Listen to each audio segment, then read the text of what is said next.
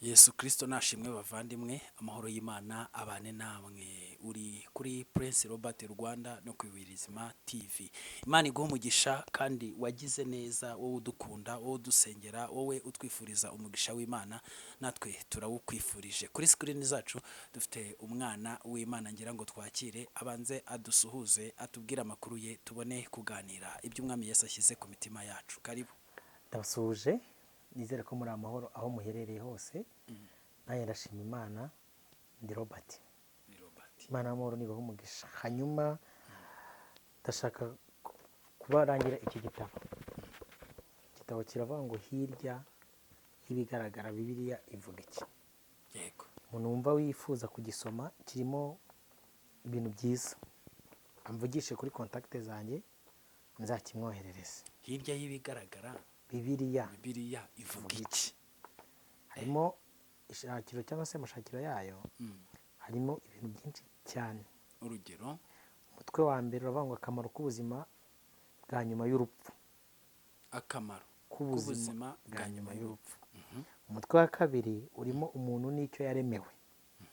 Ubwo urumva harimo ibintu byinshi cyane, ubugingo buzima, ubugingo n'umwuka, umubiri n'umwuka, sibyo? Yego. Umutwe wa gatatu urimo urupfu n'abapfuye. Umutwe wa kane gusobanukirwa ikuzimu. Umutwe wa gatanu urimo isi y'imyuka n'abamarayika. Yego. Umutwe wa gatandatu Satani ninde, inzira anyuramo ni iyihe, amayeri ni ayahe, umuntu ahabwa Satani ate, umuntu akurwa mu biganza bya Satani ate. Umutwe wa karindwi urimo abadayimoni, intambara yabo n'abantu n'Imana, sibyo? Umuntu abakira ate, abanesha ate. Yego. Umutwe wa munani izuka rya Yesu Kristo, uko ryahanuwe mu masezerano yombi. Ndi kuvuga harezime nyine. Yego. Ingaruka z'izuka rya Yesu Kristo ku bigishwa be ba mbere, ibyo Yesu yakuye mu kuzuka kwe. Umutwe wa cyenda umuzuko w'abizera n'abakiranutsi. Yego. Umutwe wa cumi urukiko rwa Yesu Kristo n'igihembo cy'umuntu wizera, sibyo? Ugira ngo si byinshi. Ni byinshi, ubukwe bw'umwana w'intama w'Imana. Rero umuntu umva ashaka kugura igitabo amvugishe, sibyo? Kiraryoshye mu by'ukuri. Kabiri, Nizere ko, kugira ngo mbere yuko twinjira mu kiganiro, yego, ndifuza abantu babiri bumva bashaka kunkoreraho umugisha, Yego. support, nanjye nkabasabira umugisha ku Mana. Ndashaka kugura sound card, zino sound card za live, ndashaka kuzajya nkora amateraniro. yego, Ndifuza abantu babiri bumva ururimi mvuga nk'uko nkunda kubibabwira, yego, basapotinge tugure iyi sound card. Niyo mbura ibindi byose ndabifite, sistema zose ndazifite, yego. ndabura sound card. Imana y'amahoro ibahe umugisha. Reka twinjire mu kiganiro. Umwuka w'Imana bayobore muri byose. Ndumva uri guteganya ibintu byiza, kandi ni byiza ko dukora. Nibyo mba ndi kubwira abantu ngo dukore hakiri kare. Yego. Butari bwira ni igihe umuntu agiye kuba atakibasha gukora, ariko ubwo ibyo uzaba warakoze nyine nibyo uzahemberwa. Yego. Imana iguha umugisha. Ubwo abashaka icyo gitabo baze kukuvugisha kuri nimero yawe. Hanyuma rero ubwo ngubwo se ariko so nk'abazakurikirana ku Iwerizima TV nako no kuri Prince Robert nahavuze bazaza Hose nta kibazo. Imana iguha umugisha rero. N'umuntu wumva nyine ashaka twishimire. gusapotinga nkagura iyo sound card, Yego, amfashe. rwose. Ma mixeri, ma bafure, ma mashini, Yego. Yesu yarabimaye, arabura iyo sound card. Iyo ngiyo yo ndatekereza ko itanahenda cyane. Yego. Ibintu biba bitari mu bihumbi za 300, ibintu biri munsi y'ibihumbi za 300 bari Yego. abantu nka babiri babikora no mu Nanjye niyo mpamvu yabikora, mvuze ngo Imana babiri ibigize. bumva ururimi mvuga. Yego. Yesu agumugisha rero. Yesu akurengere mu izina rya Yesu Kristo. Amen. Robert, uyu munsi turi muri situation ikomeye cyane, mu gihe tubona ko hanze hano hari intambara, ariko cyane cyane ishishikaje abantu ibyo turi kugenda tubona ni intambara iri hagati ya Isirayeli na Amerika na Irani. Hanyuma ariko iri kugenda yataka n'ibindi bihugu bigiye bitandukanye.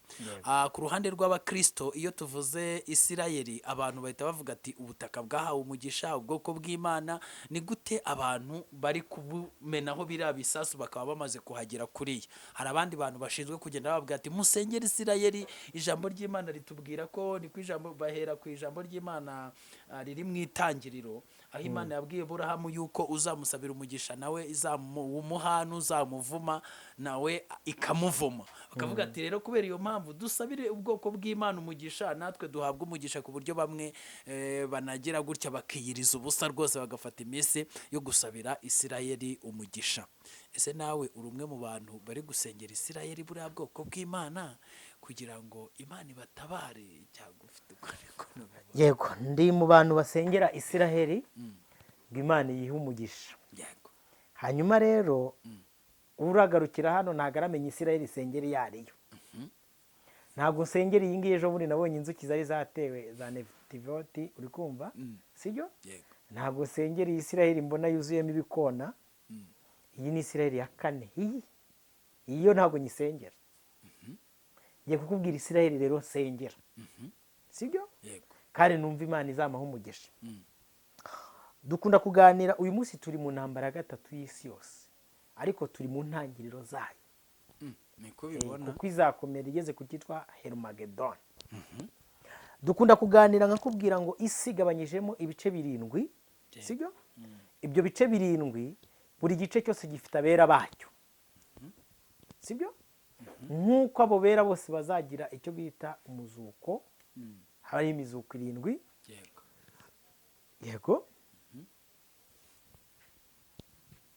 Ntabwo aribyo nje kwigisha, nagira ngo tuganire. Urambaje ngo mbese nsengera Isirayeli. Yego. Iyo uvuze Isirayeli, ubundi usomye Bibiliya neza, Isirayeli uyivuze ukavuga Isirayeli, hari abantu 5 baza bakaguhagarara imbere. Uwa mbere n'umuntu witwa Yakobo. Uwa kabiri Yakobo yakubaza turi kunsengera ku Imana yampinduye izina ryanjye ikaryita Isirayeli, sibyo? Yego. Mu yandi magambo hariho Isirayeli 5. Undi muntu waza akavuga ati Isirayeli gusengera ni iyihe, yinsobanurire. Ni umuntu witwa Aburahamu, sibyo? Yego. Akakubaza ati nsobanurire ku Imana yambwiye ngo impaye igihugu, ikanterera intambwe zacyo uhereye ku ruzi rwa Nili ukagera kuri Efurati. Niyo uri gusengera. Iyo uvuze Isirayeli 5 uba ushatse kuvuga iki? Uyu munsi uvuze Isirayeli, Yesu yaza akakubwira ati Isirayeli uri gusengera ni ishyanga ryanyemeye nameneye amaraso, ni umukumbi mutoya unkurikira aho njye hose, ni uri gusengera. Ko hari n'umuririmbyi ugeze kuririmba aravuga ngo buri muntu muri wo abe yejejwe muri wo. Beni Goriyo yaza akakubaza ati Isirayeli uri gusengera ni iyi ngiyi y'Abakazari, uri kumva, n'Abakarikazi, uri kumva, bari i Yerusalemu uyu munsi na za Tel Aviv, ni iyi uri gusengera. Yesu yagaruka akakubaza ati Isirayeli uri gusengera ni Isirayeli nzayoboreraho mu gihe cy'ingoma y'imyaka 1000. Abigisha banyu nibajya bababwira ngo musengere Isirayeli, mujye mubabaza ngo dusengere iyi, kuko Isirayeli ni 5. Oya, wenda tugaruke inyuma ho gato, utubwire izo Isirayeli. Ugiye uvuga ati niyi, ariko se muri Isirayeli 5 tuzi ko hari Isirayeli imwe iyobowe na Netanyahu. Izo zindi 5 ziri hehe? Abaperezida bazo bari he? Mbega tuzishakire hehe? Urakoze, Imana iguhe umugisha. Ubundi umuntu utiga amateka, sibyo? Yego. Bamenya hashize, ahantu ari ntabahazi, naho ari kujya ntabahazi. Ubwo ni nka wa wundi utazi yaje, utazi icyo ashaka utora icyo abonye. Yes, sibyo? Njya mugereranya nk'umuntu uba mu buzima bwo gukora akazi k'ahantu adakenewe. Nta kibazo ubaye tica, amateka abantu ntibari bayazi, banyuriremo muri make. Katunyuremo muri make, n'ujya ujya gusengera Isirayeli, niba ujya uhishurirwa ngo ndigiye gusengera iyi. Yego. Bibiliya ivuga ko ihamagara umugabo witwa Aburahamu. Yego. Yarambwiye ngo va kwa Sotera nkwereke igihugu nzaguha. Yego. Sibyo? Imuhera orientation y'icyo gihugu ko kizakimeze. Yego. Aravuga ati iki gihugu kizaba kimeze gute, amuha ingabano zacyo. Yego. Hari umugabo w'umwuzukuru we witwa Yakobo, Bibiliya ivuga ngo yari umuriganya, sibyo? Ariko akiranye na marayika w'Imana, izina ryitwa Yakobo ararihindura, avuga ngo uhereye uyu munsi mwisi Isirayeli. Yego. Iyi Isirayeli rero ubwo ni ya kabiri. Iyi Isirayeli mwumva uyu munsi ivugwa muri Bibiliya nk'ishyanga Imana yatwaye, yari igizwe na Yakobo mu rukiryi rwe. garuka inyuma ho gato. Aburahamu Isirayeli yasezeranijwe yarayihawe, bwari ubutaka yarabumuhaye. yarabumuhaye. Yego. Ese ubwo butaka yahawe butandukanye n'ubwo Yakobo ni population. Ubundi iyo bavuze igihugu nation, Yego. kugira ngo nation iba yuzuye igirirwa n'ibice bibiri. Yego. Hari icyo bita ubutaka n'abaturage. Uko niko kuri. Ubu uyu munsi tuvuga ngo uru ni u Rwanda, udeployinzemo abanyarwanda, Yego. ukazana abantu bo muri Ethiopia bose ukabatuza hano. Yego. Ntago yakaba yakiri u Rwanda, Rwaba yaba ari ari Ethiopia. Yego. Sibyo? Ndabyumva. Noneho Imana yatanze igihugu nk'ubutaka igihe Aburahamu. Sibyo? Imaze kumuha igihugu, bisaba ko Aburahamu igihugu kigira population. Population yavuye he rero? Yavuye mu bana 12. Yego. B'umugabo witwa Yakobo ari we yise Isiraheli. Ndabyumva. Already izina wenda n'urugero uyu munsi twitwa Abanyarwanda. Abanya-Isiraheli, icyo bita Abanya-Isiraheli bakomoka ku mugabo witwa Yakobo. Ni imiryango 12. Yego. Y'abana bande ba Yakobo. Yego. Amateka atubwira yuko Aburahamu amaze kutarinda igicaniro neza, inkongoro zikaza kikakirya. Bibiri ivuga ngo yahawe igihano yuko ubu bwoko buzavanwaho umunyago bukajyanwa i Babuloni. Nani muri Egiputa, sorry. Imyaka 400. Aha. Yego. Bagiyeyo hajyayo babantu bo mu muryango 12 yande ya Yakobo. Story murayizi ihera ku muntu witwa Yosefu, igakomeza bose inzara yatera bakaza he. Yateye bavuye ku butaka Imana yahaye Aburahamu. Yego. Niyo mpamvu bavuye muri Isirayeli baza he muri Egiputa. Yego. Nibwo ni kugenda nshakagura amateka kugira ngo abantu banyumve neza. Ndimo ndabyumva. Noneho iri shyanga ryitwa Isirayeli rikomoka ku bana 12 ba Yakobo, ryakomeje urugendo ritwarwa riyoborwa n'amatwara y'Imana. Bikaba byari igishushanyo mbonera cy'Isirayeli ya gatatu ndaza kuvuga. Sibyo? Ntarageraho. Abangaba uko bagendaga batwarwa bayoborwa, umunsi umwe baza gufata umwanzuro bw'ati ariko tubona ibindi bihugu biyoborwa n'abami. Ntabwo dushaka ko dutwarwa n'amateka n'amategeko y'Uwiteka. Natwe turashaka gutwarwa n'abami. Yego. Haza kuvukamo urugamba rukomeye, urikumva? Rwatangiriye ku muntu witwa Salomo, hanyuma ubwami bwe bwigabanyamo ibice bibiri bwa Salomo. Yego.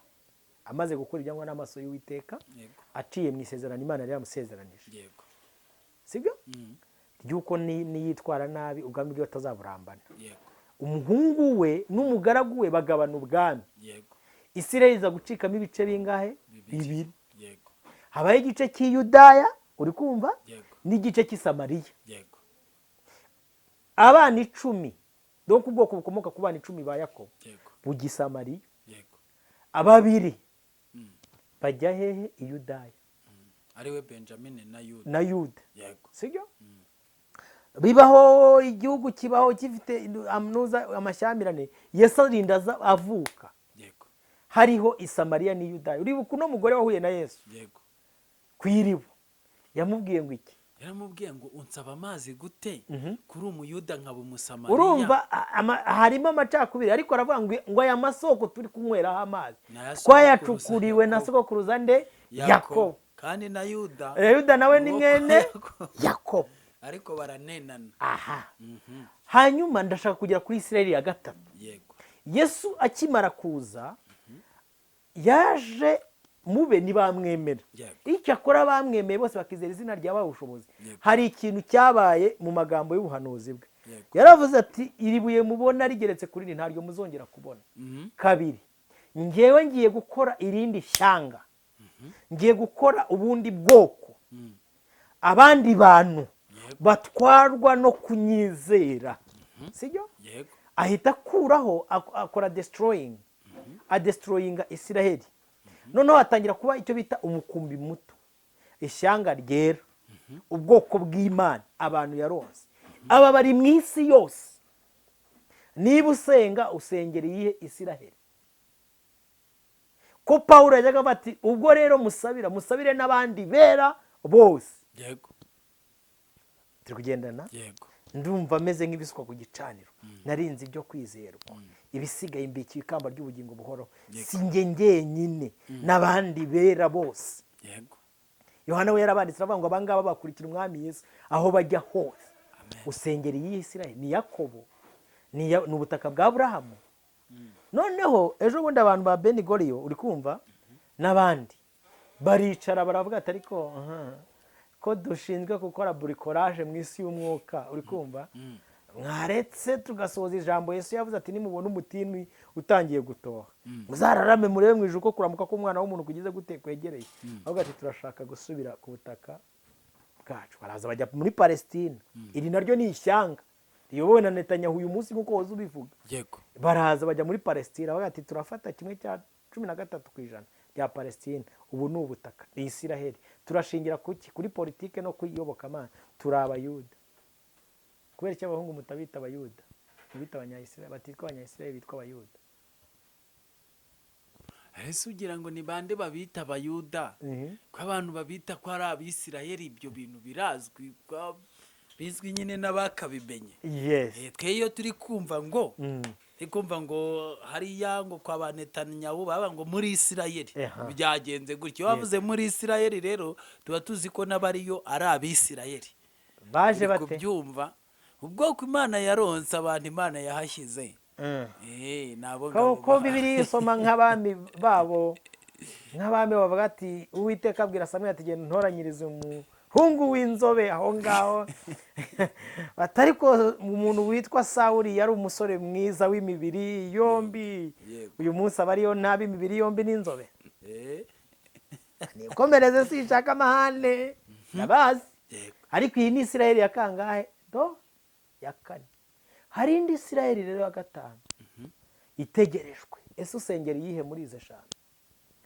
ubwo azaza n'ubwiza bwe bwose agahagarara ku bice agahamagara amazina yabe bose mu bazumva ijwi rye bakamwitaba ese nawe urimo umunsi azaza akandagira ikirenge cye kuri Elayoni aje kwima ingoma y'ubwami n'ubwiza bwe bwose azatwara wowe usengera iyihe Isiraheli muri izo zombi uvuze nsengera ebyiri iyihe n'iyihe nsengera kwiboneza no kugira ngo nzabe ndi mu mugabane w'umuganura usengera Isiraheli y'umwuka ya gatanu uri kumva nkanasengera Isiraheli uyu munsi itwawe n'umwami Yesu iyi ngiyi rwose y'abantu bajya kwica abandi iyi ngiyi ndaza kuguha agafoto kari gukora fesitivali y'abatinganyi wari uzi ko Tel Aviv ariwo murwa mukuru w'abatinganyi ku isi iyo ntago nyisengera ndayamanitse abantu batuma isi ijya muri kawo uri kumva aba bakarudaya batewe nande ndayamanitse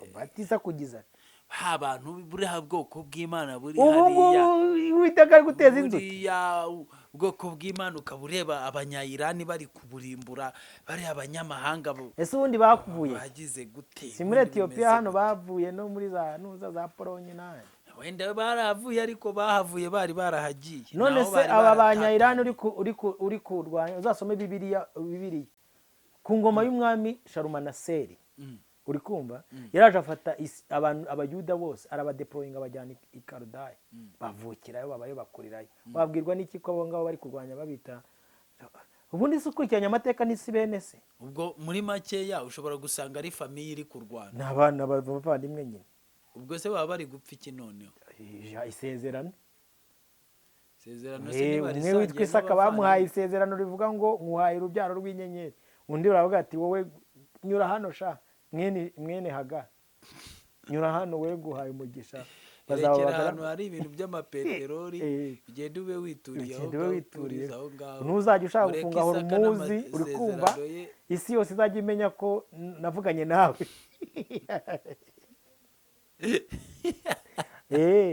Imana irinda ijambo ryayo ikarikurikirana ibihe n'ibi reba igihe yavuganiye na Ishimayeli n'uyu munsi bakaba bagicukura peteroli yaranze gushiraho ntabwo yashira ntizigere inashira iriba Imana yeretse Hagari ntabwo wapi rishobora kuba ni iryo kuramira umwana we kandi mu gihe rero umwana wa Hagari agihari igomba gukomeza iracyakora umurimo wo kumuramira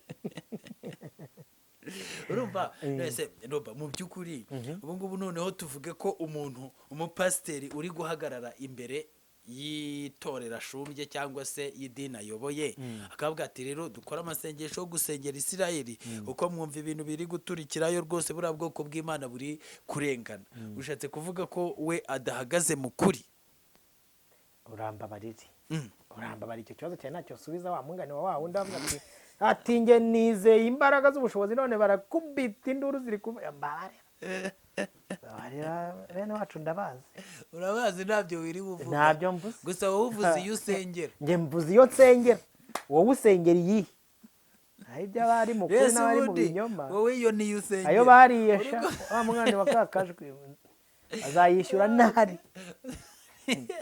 ubundi wowe usengera iyi wowe urumva yari akwiriye gusengera iyi navuze eshanu sengera iya gatatu basi sibyo n'iya gatanu iriya ni iya kangahe iyi ni iya kane iri tere dangere mayenga so ni ukuvuga ngo rero turi kugenda tugana ku musozo yego usanga ko hari ukuntu bishoboka ko rwose haba hari n'ahantu hari koroganizwa cyangwa se gukusanywa inkunga avuga ati muri kubona ibintu biri kuba ku bwoko bw'Imana mugerageze nyuma y'amasengesho mukore n'ibikorwa rwose mugende ayo mafaranga akajyanwa nyine akajya kugura izindi misile zo kugira ngo nyine ubwoko bw'Imana bukomeze bwirwaneho hakoreshejwe gahunda irakomeje ni amafaranga se gusa hari n'abazashishikarizwa kujya kurwana urugamba hari umubofure twumvise ariko umuntu yabaha sapoti nk'ingabo tukareba ko gahunda ikorwa ibihumbi tungahe ukareba ukuntu rwose ubwoko bw'Imana burengerwa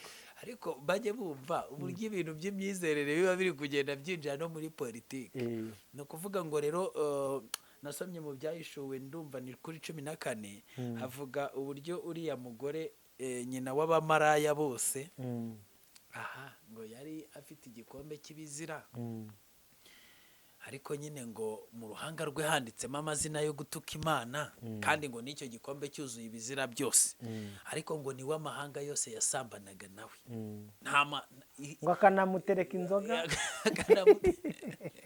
agasinda n'inzoga ari ryo ruba ry'ubusambanyi bwe amahanga yose ubwo rero iyo turi kugenda tubivuga gutya abantu bajye banareba bareba ibyo birimo nta n'ubusambanyi burimo ubitekereza ukuntu wirwa usenga wenda igihugu cyawe ntunagisengera ariko uri gusengera Isirayeli utazi n'aho ikomoka n'uko byagenze uri kumva uri gutanga ubufasha reba nimba nta busambanyi burimo.